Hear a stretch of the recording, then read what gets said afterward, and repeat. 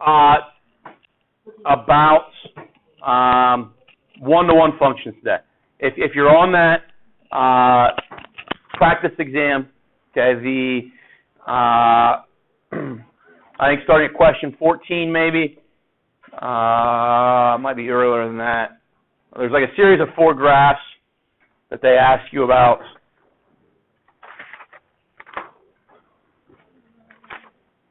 Question 11. And they start asking which ones are one-to-one, and which ones have inverses, that kind of thing. So we're going to talk about that today. We're going to talk about how we describe that. Okay. But when we do this, the concepts that we're going to talk about today, you've already used. You use inverses all the time. Okay. Yes. Are we going to go, you know the homework we're going to do tomorrow? Yes. Are we going to go over the questions at the end where it's like graphing and stuff? We're going to try to go over that stuff right now. Because that was impossible. So the inverse, like let's say if I give you, let's just start real simple, real basic. I go 3 times 2. That gives me 6, right? What do I need to do to that 6 to get back to that 3? So 6 divided by 2 is equal to 3. Started with 3, went to something else, took that something else and got back to 3, right? Would you say that those 2 operations undid each other? Yeah. Or reversed each other, right?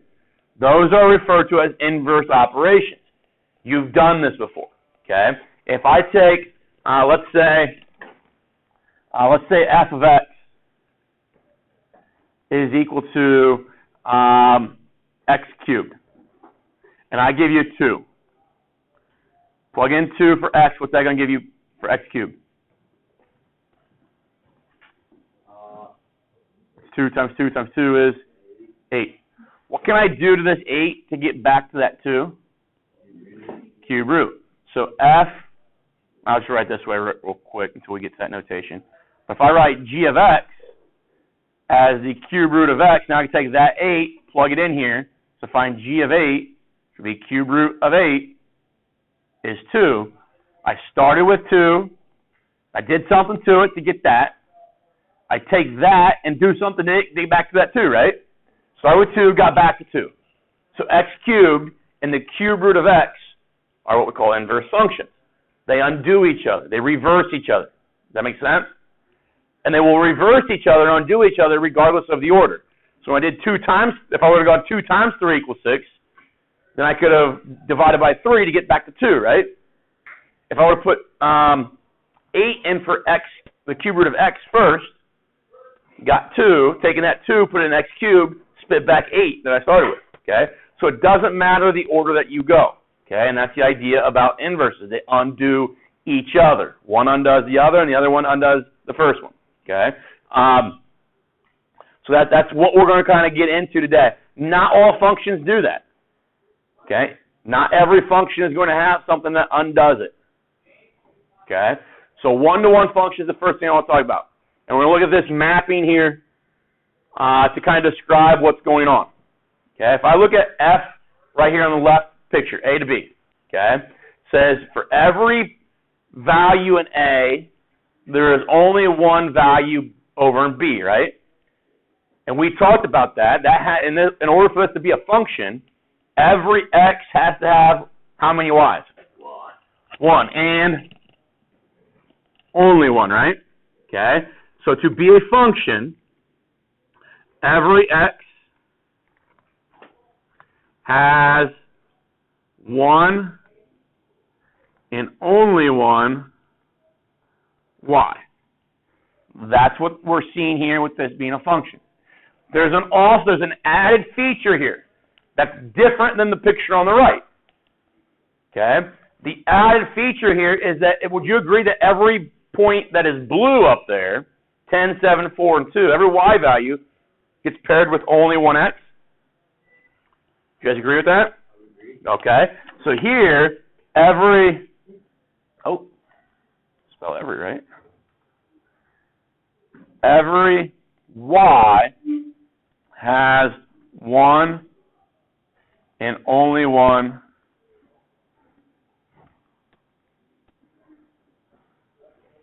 x. Those two things together, okay, are what we call a one-to-one function. A one-to-one function, okay? The reason we say one-to-one is it's just it's a verbal thing. It's a definition type thing. I would rather say one-to-one, or this function is one-to-one, rather than saying this function, for every x there is one and only one y value, and for every y there is one and only one x value. Okay? That's something to kind of clean that up, make that statement a little bit more concise. This here tells me I have a function. The added part then that every y has one and only one x tells me that that function is actually a one-to-one. Okay, it has that added feature. If I look over to the picture on the right, would you agree that every x has one and only one y? 4 only gets paired with 10, right? 3 gets only paired with 4. 2 only pairs with 4. And 1 only pairs with 2, right? There are no double arrows coming from these x values pointing to these y values. Okay? So every x value is paired with only one y value. One and only one y value. But does that hold true for the y's? No. No. We see that y value of 4 gets paired with 2 values, 3 and 2, right? So that thing on the right is a function. G is a function, but it's not one-to-one. What's going to happen there, if we plot those points, it'll pass the vertical line test, okay? But it will have 2 y values at the same height, okay? Now, 2 points plotted at the same height on the y-axis, and that ends up being a problem, okay? And because of that idea that this point, 3, 4, and 2, 4, are going to be plotted at the same height, that allows us to create a test for determining whether functions are one-to-one or not. Okay? So, we're going to come down here, and I'll give you the definition of what it means to be one-to-one. I've already told you kind of the layman's terms of what one-to-one means. Okay? Every x has one and only one y. Every y has one and only one x. That's the best way for you to learn it, okay? But you would see this in a textbook, and I think it's important for us to be able to realize what this says. It says a function with domain A is called a one-to-one function if no two elements of A have the same image, okay? So if you go back to, so that they're starting to bring in geometry terms here, image, okay? If you go back to transformations that we did in geometry, we had a pre-image, okay, the thing that we started with, and we had an image would be the thing that we got after we moved the triangle left or up or down or flipped it or dilated or something like that. You remember that, doing that kind of stuff? We had images and pre-images. Image is the result, okay? So if I'm talking about here, the domain says if no two elements of A of the domain, so no two x values have the same image. Well, the image is the result. So the image, what they're talking about here, is a way of describing the y values. Does that make sense? It would be easier if they just said no two values A of the domain produce the same y value, okay? But they say image instead, so I want us to be able to understand that connection. So in mathematical terms, that's what we get down here. It says f of x sub 1. That's the image. That's the image. That's the y value, right? What they're saying is if it's one-to-one, if the y value does not equal the other y value, if you have two unequal y values for whenever your x's are different. So whenever your y's are different, it's the same. Whenever your y's are different, your x's are different. Okay? Whenever your y's are different, your x's are different. And that's what it means to be one-to-one. Okay? The only time, and it doesn't talk anything about there in this description that for every x there is one and only one y. Because that is the condition to make a function, right? And the only functions that we're going to be interested in seeing, or the only things that we're interested in being one-to-one are one-to-one functions. So we already meet the criteria of every x having only one y value. So now what they're looking at is, does every y value have one and only one x? And that's what that is saying down there in the mathematical statement. F of x sub 1, that y value, is not the same as f of x sub 2 when you have different when you have different input, different x values. Okay? The easier way, I think, to say this, and we talked about this with like conditional statements, inverses, converses, and contrapositives. You remember those phrases from geometry? Okay. We talked about how we can determine whether those things are true or not. Okay. If this is going to be true, okay, it's not fully the contrapositive, okay, but it's close. Okay. If basically to be the contrapositive, I need to switch those two things. Okay. But what this is saying is, if your y values are equal, then for a one-to-one function, if your y values are equal, the only time that can happen is if it's the same x value that you're using. Does that make sense? Okay. You cannot get different the same y value with different x's. Okay. The only time that you can get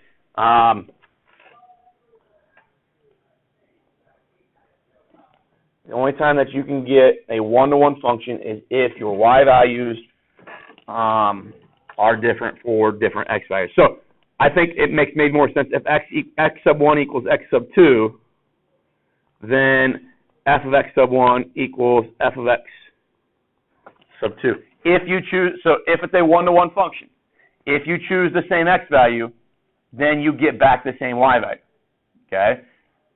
If you choose different x values and you get back the same y values, that's a problem.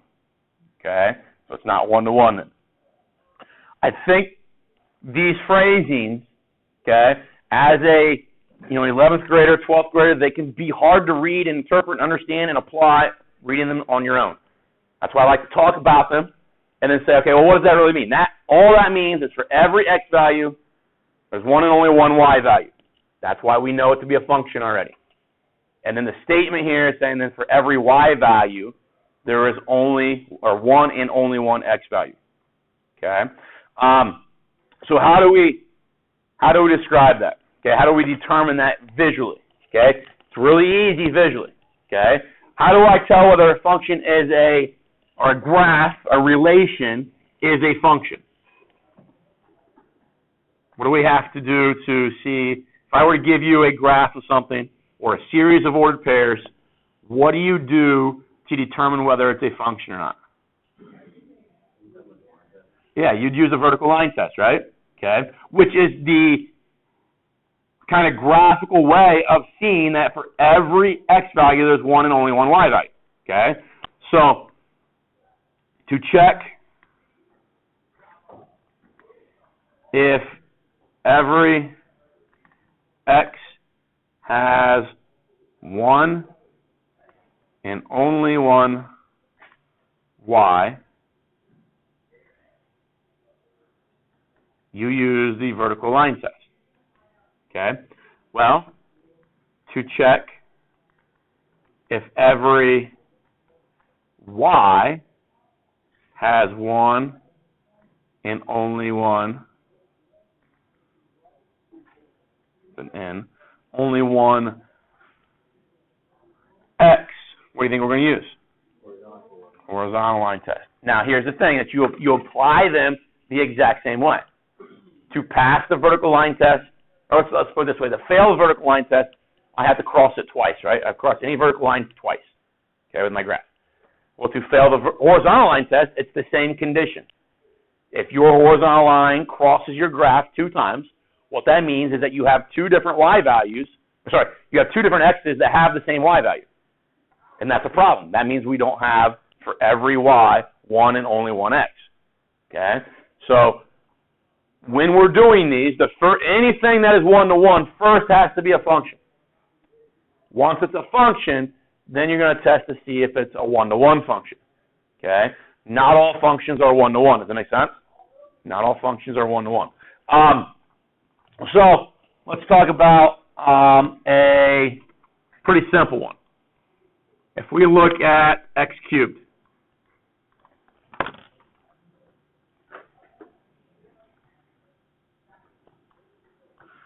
okay, would you guys agree that if I put in the horizontal line y equals a, and I take that horizontal line and I start sliding it through, let's just look at the intersections here between that and that.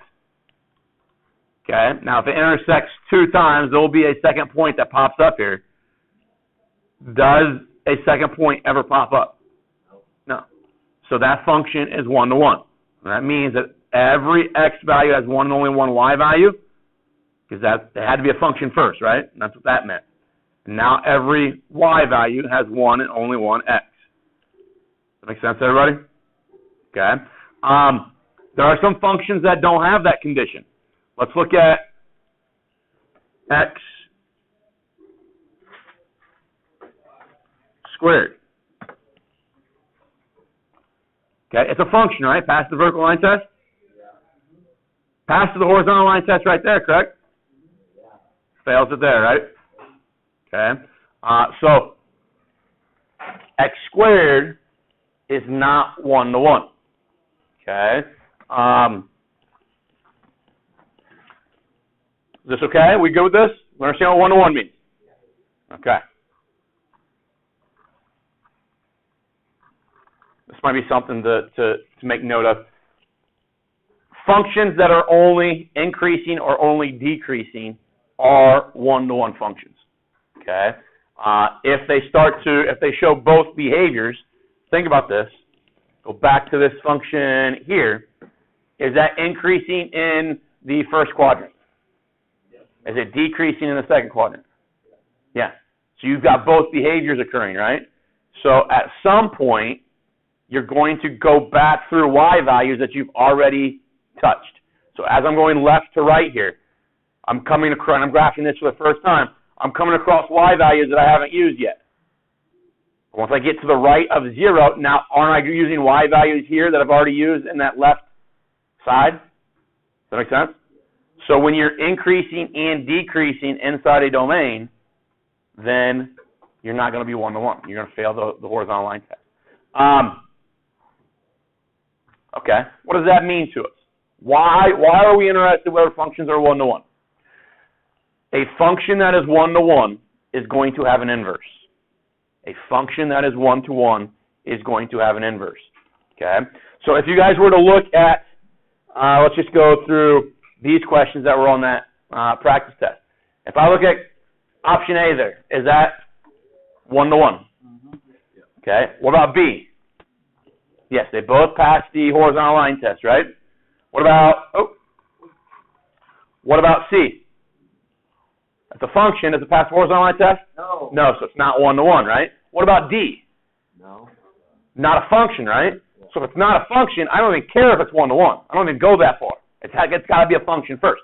So A and B are the only ones that are 1 to 1. So then I come down here and it says, which graphs will have an inverse that is also a function? Part C. Well, that's what the 1 to 1 tells me. 1 to 1 provides me the fact that I'm going to have an inverse. Okay? Elijah, wake up. You're being a distraction to other people. So we've got that idea on the test here tomorrow. You're going to see very similar images here. You're going to tell me which ones are 1 to 1. And then going on down to the question C, do we know what 1 to 1 implies for us? Okay? Huh? On the test tomorrow? So inverse function. Okay? What an inverse function by definition is. It's the idea of inverse operations. Inverse operations undid one another, right? Okay? Start with 3 times 2, get 6. Take 6, divide by 2, gets me back to 3. Okay? We've already done this with some of our functions. If I take, let's go f of x equals x cubed, and let's just write f inverse of x is equal to cube root of x. Okay? First thing I want to talk about here is the notation that I'm using.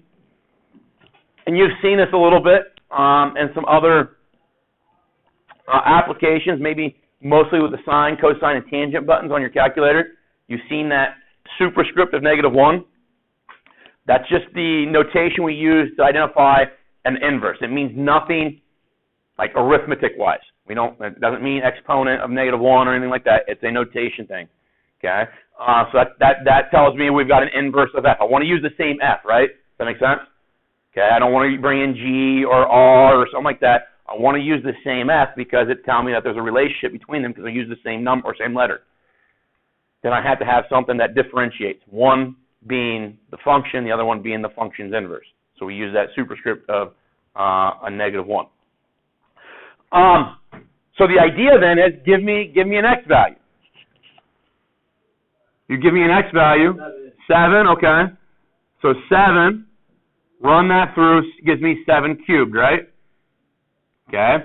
That then becomes my input over here. Put 7 cubed in. If I put 7 cubed into the cube root of x, it looks like that, right? Well, what is the cube root of 7 cubed? 7. Did you start with 7 and end with 7 when you ran through those two functions? Okay. What this is saying here, think about this. You started over here in f of x. So I'm looking at this one right here. And I can look at this one first because does anybody know what that statement right there says? What that arrow means? Not congruent. What is If. And only if. Which means it's a biconditional, which was a geometry concept. We talked in chapter 2 geometry. Okay? Which told me when I see a phrase that has if and only if in it, I can read it left to right and it's true. I can also read it right to left and it be true. Okay? I think my hopes are, guys, that you're starting to see a lot of things that we talked about in geometry, and why we spent so much time on that is because it provides you a structure for how you read phrases like these. Without that structure, learned in geometry, or at least discussed in geometry, this stuff is maybe a little bit more difficult to talk about. But what this says then is, if you started with an input of x here, and you got an output of 7 cubed, right? That would be the input and the output. This is your x, and this is your y. Over here, your input would have been 7 to the third, and your output ends up being 7, right? What's the relationship between those two ordered pairs? They flipped, right? No. Okay. What this is saying, what the definition of the inverse of a function is saying, is that if, this is maybe a better way, I think, of writing this, if for function f,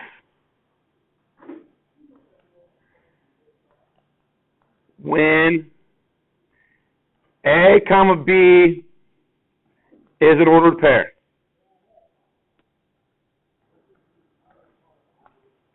then for f inverse b comma a is an ordered pair.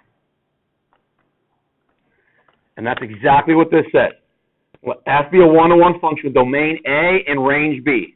Then its inverse function, f inverse, has domain B and range A. Well, domain and range are just words collectively for all your x's and all your y's, right? So when I have an f, and I ask you what the domain of f is, and you tell me what the domain is, you tell me what the range is, and then I say, okay, well, what's the domain and range of f inverse? You should be able to flip-flop them and tell me what the domain and range of f inverse are. Does that make sense? Sure. Okay.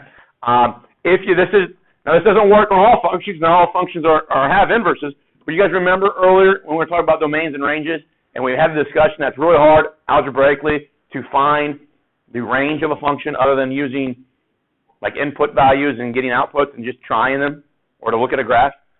Well, if you know your function's one-to-one, it's going to have an inverse. You can actually find the inverse, okay? And then if you find the inverse and you're able to determine what the domain of the inverse is, that is the range of the original function. So it should be able to tell you what the range of your original function was when they ask you those types of questions, without having to graph it. We won't do that, but that's, what this tool allows for. It's one aspect of what this tool allows for. What you're going to see, guys, is questions like this, okay? It says if f of 1 equals 5, f of 3 equals 7, and f of 8 equals -10, they want you to use the definition of an inverse and tell us what f inverse of 5 is, f inverse of 7, and f inverse of 10 is, or negative 10. So I think this is the best way of doing this. If I look at that, what's the x value? 1. So I really have an ordered pair of 1, comma 5, right? This one here is 3, comma 7, 8, comma negative 10, right? Well, if there's an inverse, which we do, we have f inverse here, then that is my x value, right? What would the y value be? 1. Okay. Does it make sense that this one's going to be 7, comma 3? This one's going to be negative 10, comma 8. Okay. Do you see there how they're asking you, or I guess they're providing you ordered pairs, 1, 5, 3, 7, 8, negative 10, and they're asking you, okay, well, if that's the case, then we have this inverse function. What is the inverse function going to do to those ordered pairs? It's going to flip-flop them, right? Okay. We did this. We did this in geometry. Okay. Chapter 9, geometry, talked about transformations. Okay. We had in geometry.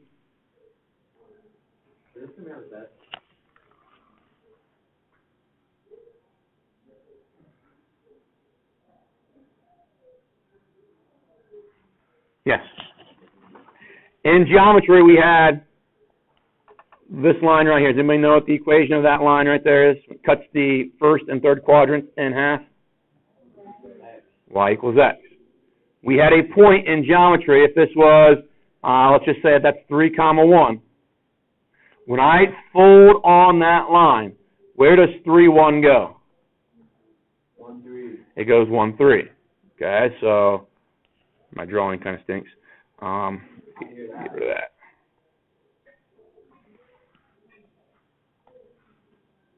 So we get this 1, comma 3. We talked about that being a rigid motion, or what we call an isometry. Basically means that distance is preserved. So the distance from 3 to 1, or from 3, 1 to the line y equals x is the same as the distance from 1, comma 3 to that line y equals x. However, all we did said if a, comma b was on the function, then when we reflect it, b, comma a shows up, right? Okay? That's what an inverse does. An inverse does the exact same thing that a reflection over a line y equals x does. Does that make sense? Okay. So here's my thought. We've been doing this since 10th grade. Some of us 9th grade. Okay. Whether we understood what we were doing, then we're doing triangles and rectangles and stuff like that. Now we're going to do it with functions, but it's the same application. Okay. All right. That being said, and I'm going to look at, before we get into this, we're going to look at a couple different functions here real quick. What undoes x squared? Square root of x, right? You've been doing this. We use the square root method solving quadratics. Okay, whenever we're going through equations and we're solving equations, we're using inverse operations, right? Inverse, sometimes it's adding, subtracting, multiplying, dividing, but other times it's taking square roots. Sometimes it's squaring. If I have a radical equation, sometimes I'm squaring, okay? But here's the thing. If my function is going to have an inverse, it's got to be 1 to 1. Well, x squared is that right there. It's not 1 to 1. So it can't have an inverse. So by definition, it shouldn't have something that undoes it. Does that make sense?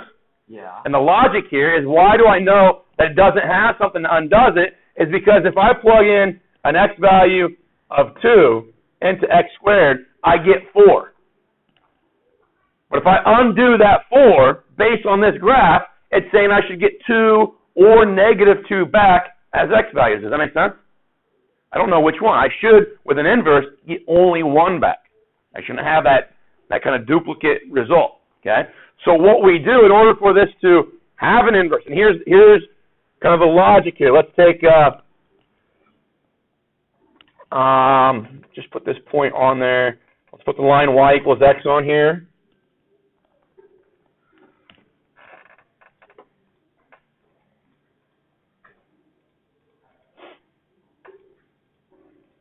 And so what I'm going to do is I'm going to take this point,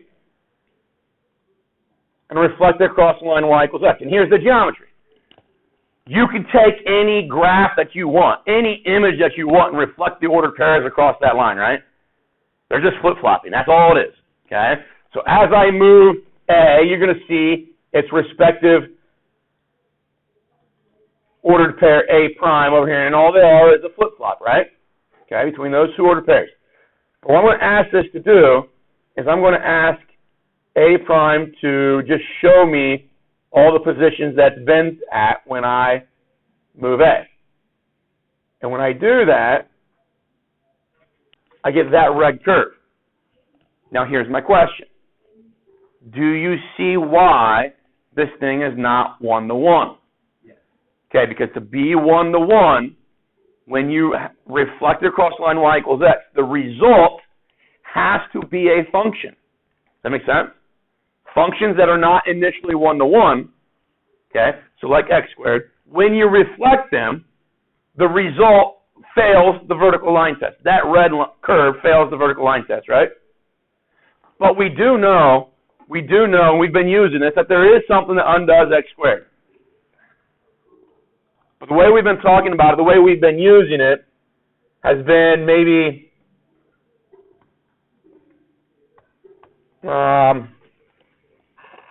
not 100% truthful. I don't know if there's a better word for that.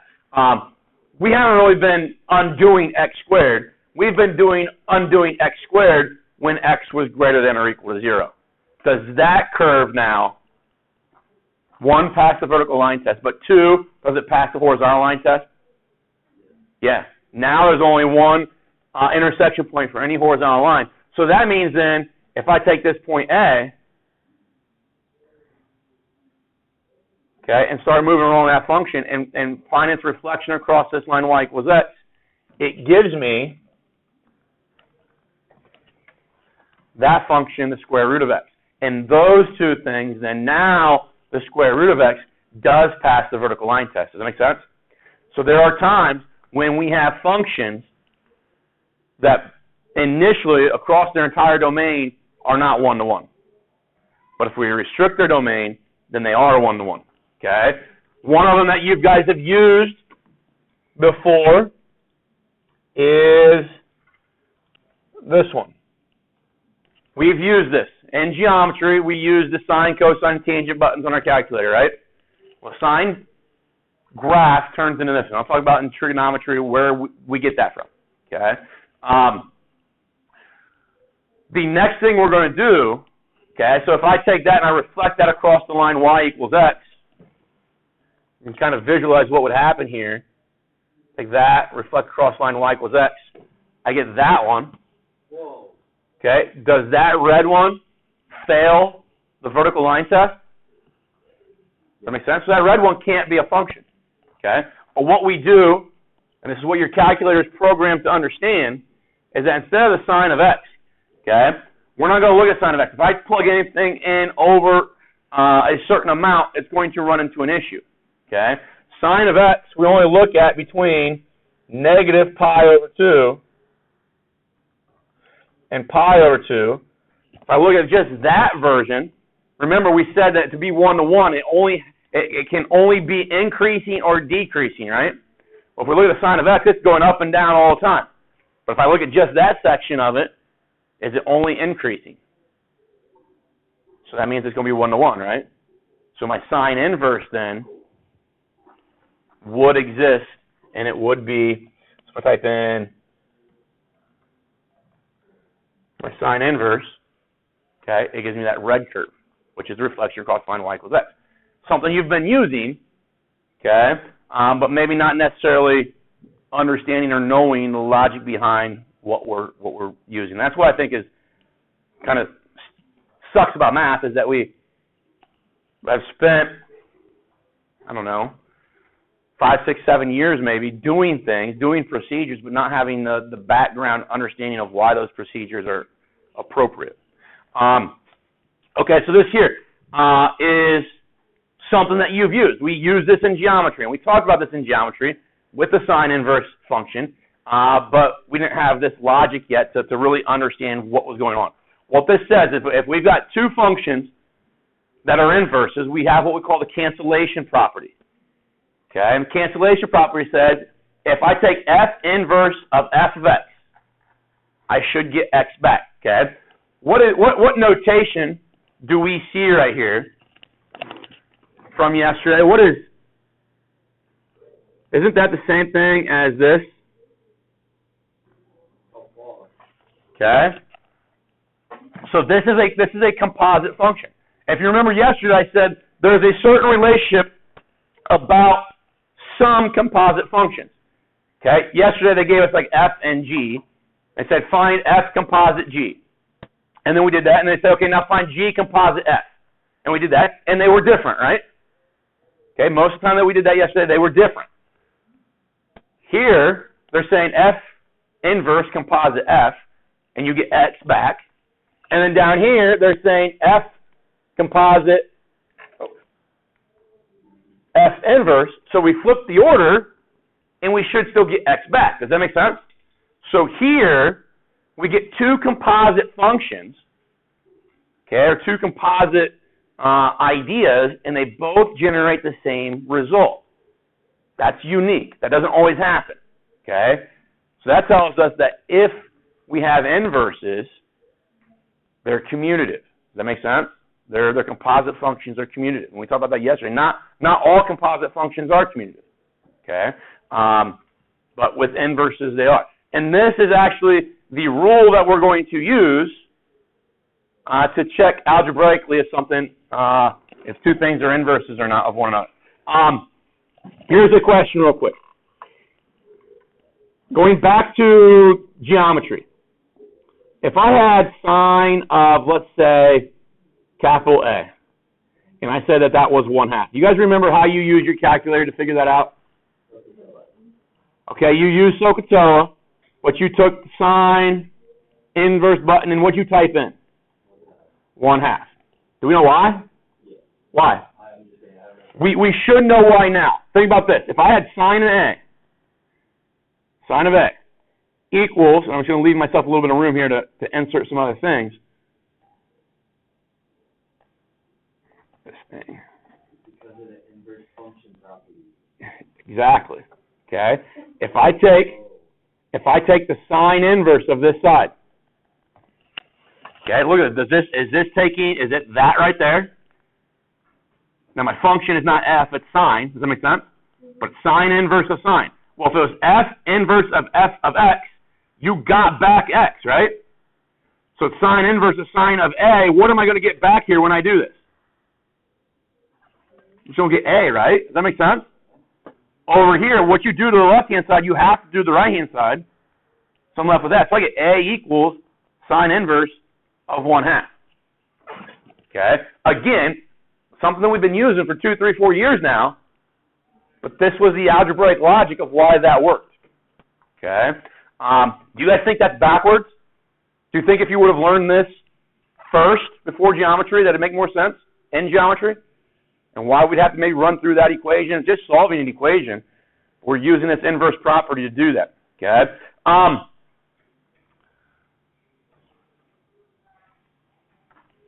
This is how we check inverses in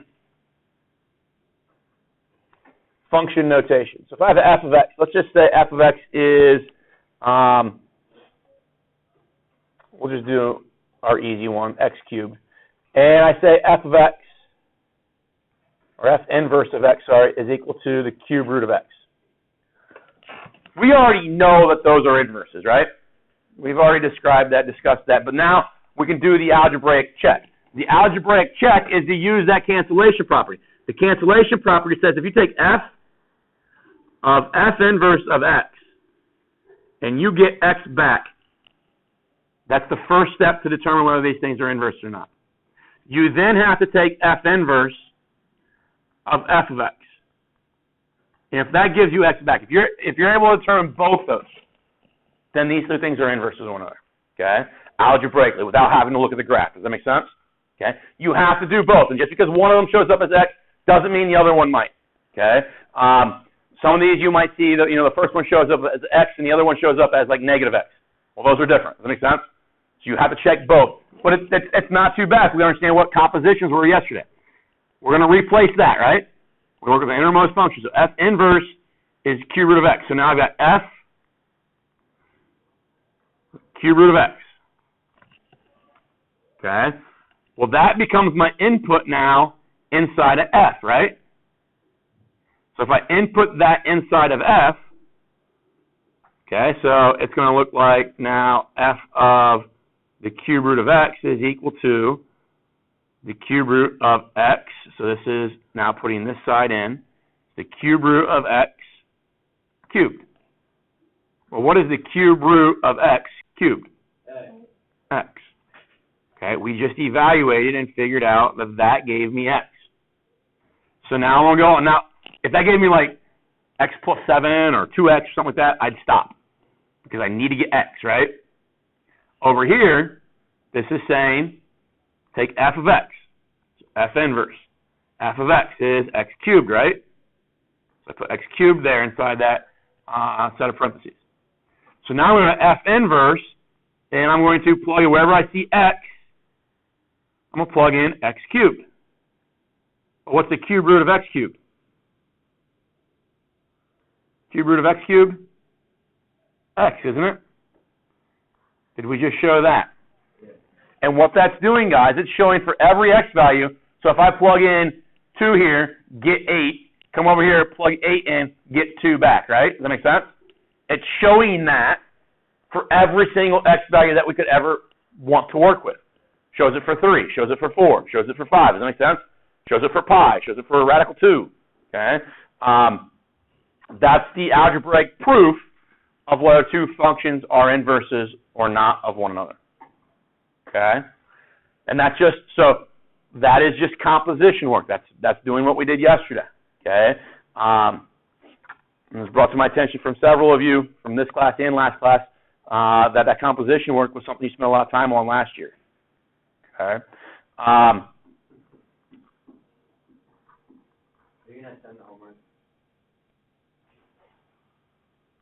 When we look at this question on the practice test, okay, it says 1, 2 is an ordered pair on there, right? 1, 2. Okay. If 1, 2 is an ordered pair on there, what is an ordered pair on the inverse? 2, 1. Can I see that 0, 3 is on there? Yeah. Okay, so then what would be on the inverse? 3, 0, right? Is, maybe the next one over here I see is -3, 4. So what's on the other one? 4, -3. Would we be able to plot those points? Okay. So tomorrow, so understand this, if that picture is there or something like that is on there, and I ask you to graph the inverse, hopefully you realize that's not linear, so you need more than 2 points, right? The more points that you can graph, the better off your picture is going to be. Tomorrow, you're not going to see any other inverse questions other than the ones that you already see on here. So the inverse questions right now are question, what is this, 10 or 11? 11, okay. I guess it's 12. Sorry. Question 12, and then question 14. Those are the only ones that apply inverse ideas. Now, that being said, that you're still going to need to know this algebraic inverse process because it's going to pop up every time we talk about a new function. We go talk about exponential functions. Anybody know what the inverse of an exponential is?